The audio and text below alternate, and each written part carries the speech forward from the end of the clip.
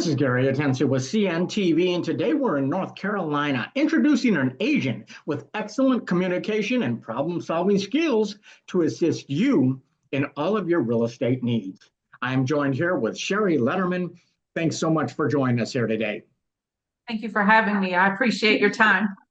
Let's start off a little bit about yourself. And you're formerly educated at Gardner-Webb University. You utilized your business administration degree for really 3 decades in the airline industry.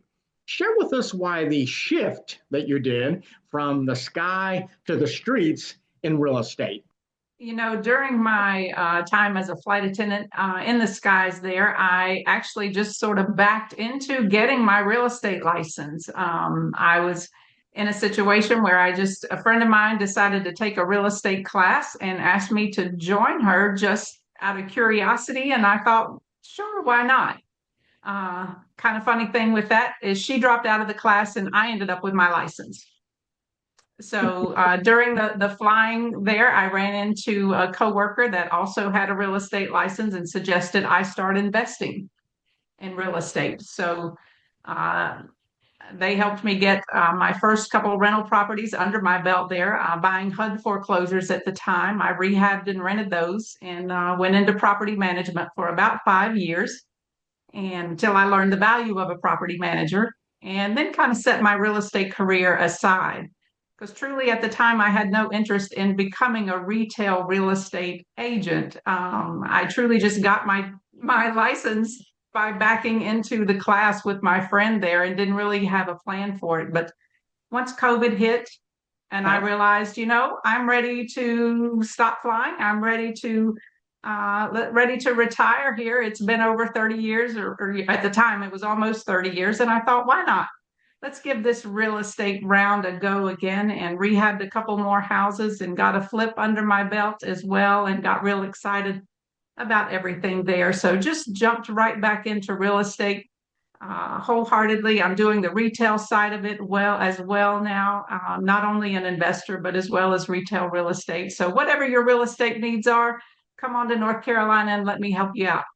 So really this began as a curiosity to go help out a friend, join them, turned into a passion. Here we are serving folks today. You've lived in North Carolina for over 30 years. Having seen the region grow really from a smaller hub to a major metropolitan area, do you use that historical perspective sometimes to help clients predict maybe which neighborhoods are poised for the next big growth spurt? Tell me about that. Yes, of course. I keep up with the trends and where the area is moving and which roads are going from these little 2-lane back roads that we're accustomed to here in North Carolina. And knowing which one of those are getting widened into your 5-lane highways is important, and getting an idea of where the growth is going. Because I have a lot of clients coming from the Northeast, especially that want that country feel, that don't want to be in metropolitan cities anymore. So knowing actually when to avoid those areas and when to guide them to those areas if that's what they're seeking. So staying involved with the Chamber of Commerce and staying involved with other real estate investors as well is a very powerful way to keep up to date and current with what's going on around the city. Always good to pick an agent who knows the area like the back of their hand. I think that's definitely a plus. Like you said, initially you obtained your license back in the 90s. You focused on residential investments. What is the biggest difference between the investment landscape like back in the 90s versus the market that we're seeing today as you work with investors? It's a little different, but not very. Basically, investing in real estate, it's always a good time to invest in real estate. So there's always people going through a variety of situations with properties that they don't want to own anymore for whatever those reasons are. And they have no interest in going through the rigmarole that it takes to put a house on the market and get it ready for retail prices, that sort of thing. So back in the 90s and early 2000s, those homes were there just as they are today. The biggest difference that I can tell, my first few homes I mentioned to you were HUD foreclosures. But in researching the sites today for the HUD foreclosures, a lot of those are going for market prices as opposed to being better prices that they were all those years ago. As you know, the real estate crash that happened in 2008 had a lot to do with the changes in the pricing and that sort of thing. So with the market that we have today and the people that want to move and trying to get in, HUD has figured out that they can get more of a retail price and they don't have to discount their prices anymore. But that doesn't inhibit any sort of investing mindset sort of thing. The investor knows that there's always situations out there where someone's going to want to release a property and get rid of it and just put the cash in their pockets and move on. And we're happy to step in. I think you really need a professional in your corner nowadays more than ever. I mean, back when I looked at it in the 90s, you're right. These specials and discounts would jump off the page at you. Now you have to have somebody that really understands the market. You reinstated your license in 2020. I mean, really during a very volatile time in the industry. Did that experience of navigating this global shift kind of reinforce your commitment to helping people find stability through real estate? Yes, of course. It was a very different time for the world and for real estate. There was a lot of folks buying houses, just doing video tutorials, doing video tours, uh, going that route. But getting my license at that time was truly just an avenue because I knew I didn't want to be in the airline industry past, into retirement age. I knew I wanted to leave before I hit that point because real estate had always been such a passion to me, even though I had set it aside there, I still followed the industry. I still followed my investor friends and kept up with what they were doing and going to a variety of different real estate investor association meetings here around Charlotte.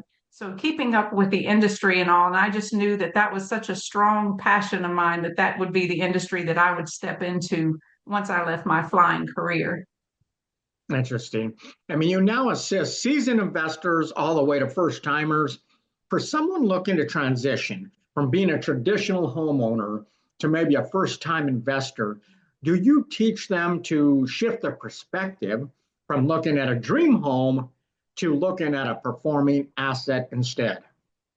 I do. I do. It's a very challenging little conversation initially because a lot of folks don't want to get started in real estate investing because they tell me they don't have enough time, they don't have enough money, and they're afraid. So I created a course called Investor Launch where I walk you through those minefields, right? I walk you through how to put your fear aside and where the money comes from. You don't need thousands of dollars to invest in real estate. There's investors, other investors out there, private money lenders, as well as mortgage brokers that have a variety of loans for investors that the average retail real estate shopper is not aware of. So I can talk you through those different loans, and that's a part of my class. Is what I do is I bring in seasoned real estate investors to share with you how they finance their properties, how they've even used private money lending to come out of their pocket with very little to no money at times. So it's a lot of fun to get someone to go from that retail mindset to that investor mindset. But yes, because you're going to be looking at very different homes. Yes. Excellent. I mean, there's plenty of resources out there. You are definitely a resource for the folks there in your state. You spent 31 years in the airline industry and were frequently recognized for going above and beyond. After 2020, I mean, I would say many feel customer service has declined. What specific standards from the airline world do you maybe still use today when representing your real estate clients? Great question, because I truly learned from the airline industry how to listen, how to pay attention to what, if someone's giving me certain answers, to learn to ask more questions, to dig deeper, to see why they feel that way, and how I can help or assist them move forward in their thinking so that they can get past that fear mindset, so they can get past that mindset that's holding them back potentially. Because if we're even having a conversation, then I know that they are remotely interested. But the airline industry basically taught me how to listen, pay attention to body language, the words they use, the tone of voice, all that sort of thing comes into real estate as well, and learning to overcome all those different minefields that present themselves if we allow them. So that is excellent. I mean, obviously, listening is a skill that is so necessary. I don't want a realtor to help me buy a house. I want you to help me buy a house. I mean, I want to do some of that. So you have to listen to what I want. I think that's so great. As a North Carolina native with deep roots really in multiple areas, you've seen these markets evolve over decades. Are there hidden gems or maybe emerging trends in the North Carolina market that maybe only a lifelong resident may recognize? Of course, there's always hidden gems. There's always those small town markets that are thriving and growing. There's always those different areas where, especially with folks moving in town with children that are concerned about schools and education opportunities that are there as well. So yes, there's always a lot of fun going to the little smaller towns, even just outside of Charlotte, within a 30-mile vicinity of, say, the airport, or a 30-mile vicinity of downtown Charlotte. So a lot of folks that move into town don't really want the big city feel anymore, but they want to be close enough where they can get in. So even knowing the smaller cities around Charlotte is very important. So you know where to direct and guide people. Is it, what are you looking for? Are you looking for schools? Are you looking for hospitals? Are you looking for more senior opportunities for, education or employment, or even just entertainment at that point? Just what stage of life that person or that family's in that's moving in. Yeah, I mean, an agent obviously has some great information that the MLS just can't really provide for us if that's all we're looking at. Sherry, you aren't just an agent. I mean, you've flipped homes, you've coached investors. Do you love sharing your knowledge with others? And can you touch on your investor launch class again? Is this something people can go to in person, and do you make it available online? Tell me. Yes, I very much enjoy helping my retail real estate friends coming in that are looking to buy a home, and especially helping my investor friends that are looking to get started. I created my class, Investor Launch, truly to get folks started and used to the lingo, used to learning where to find the money. Where are these seasoned investors that they can ask questions to? So, what I created is a 6-week course. It's all on Zoom, and all the meetings are recorded. So if you sign up for the class and need to miss a meeting, I will email you the class afterwards. And what it Wow, is, the way I created it is it's weeks of instruction excellent. mixed in my friends, people I've worked with before, seasoned investors who have experience in the industry, as well as mortgage brokers and accountants and all the professionals that you'll need to talk to, because it's one thing for you to take a class and just hear my experience, but I want you to take a class and to be able to hear other seasoned investors and hear how they finance their properties. What hurdles did they have to overcome? Because it's not if you're going to see hurdles in the real estate investing world, it's when you're going to see these hurdles, and how are you going to overcome them, and where do you find these folks? So I make that accessible to my students, as well as offering them the chance, if there's any classes coming in the future that they want to be a part of, you have lifetime access. Because the main thing about overcoming your fear with real estate investing is staying in the rooms that encourage you and push you and keep you asking questions. That's a big part of just overcoming the fear of taking that first step. So even beyond yourself, you have other professionals to reach out like that. It's available on Zoom, like you say, they're taped. So even if they don't live in the immediate area, even people throughout the entire state can tap in and learn from that. The airline industry is an environment defined by strict timelines, high pressure service, and diverse personalities.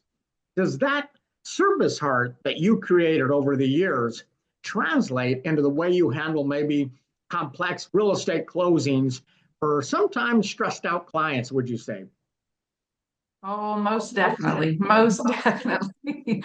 My experience in the airline industry was absolutely crucial to working with people dealing with real estate, whether it be investing or retail industry, because there's a lot of different situations why people are moving. I know my fellow real estate agents out there like to call them the 4Ds. It's they're moving because of diamonds, diapers, death, or divorce, right? So one of those reasons, and each of those comes with their own set of emotions, and you want to be able to handle those emotions from those folks and keep their expectations realistic for what they're looking for, and be able to show them what they need at that time, and be able to talk them through taken all the various steps that they need to buy their either next home or first investment property. Yep. I believe that those 4Ds have quite a bit of emotional. You have to be somebody that can deal with that kind of thing. I think that's great for a professional. Sherry, your philosophy really is about helping others succeed, not just in real estate, but in life. You practice what you preach to ensure that your clients are making a move that serves their long-term life goals. Is this rewarding work for you? You know, it's incredibly rewarding work for me because one of the most important things I failed to mention there with my investor launch class is to let you know that it is faith based. I full on believe that the many number of times, if you want to have some fun, Google how many times fear not is in the Bible, right? So a big part of my investor launch class is giving you, I'll give you verses each week and walk you through why you want more than one stream of income, walk you through many different ways that we are trained and told to fear not and to trust God and just to ask him, just to ask him. But yes, that's a big part of my investor launch class. That sounds like a success formula to me. I mean, ask questions, listen, learn, and fear not. Viewers, let's take a look at the bottom of the screen right there. What you're going to see is their website. On the website, you can find her contact information. I mean, if you're a first-time home buyer or a seasoned investor, she looks forward to helping you find the home of your dreams or your first or next investment property. Once again, that is Sherry Letterman, above and beyond for you. This is Gary Atencio with CNTV, and if you don't know, now you know.